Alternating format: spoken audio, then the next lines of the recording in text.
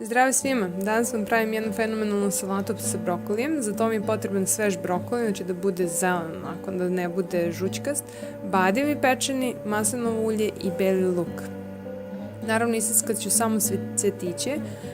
Ko voli peteljke može da jede i peteljku, ali ja ne volim, tako da pravim salatu samo od cvetova. Brokoli potopite u vodu, možete ga kuvati na pari, ali ja gledam da mi cvetovi budu onako svi u vodi i kuvam ih maksimum 5, ajde da kažem 7 minuta, znači da ova peteljka bude mekana, to ćete provjeriti vilješkom i to je to.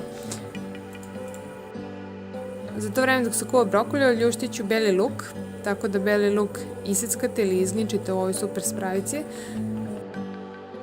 I stavila sam 2 čena na ovu količinu, da ne bude preljezo, tako da na vama je po želji, volji i ljubavi prema belom luku stavljate količinu belog luka. U tu činiju stavit ću isto i bademe odmah. I na kraju procedjeni brokoli, znači kada se brokoli skuva, procedite ga naravno, možete ga malo isprati hladnom vodom da ne bude vreo. I na kraju preliti maslinovim uljem sa dosta maslinovog ulja. Dodati so, to se lepo promešati, pustiti da se skroz ohladi i ovo fenomenalna salata je gotova.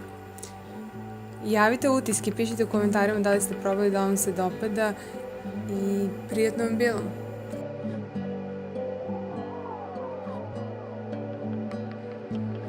Hvala na gledanju, ćao!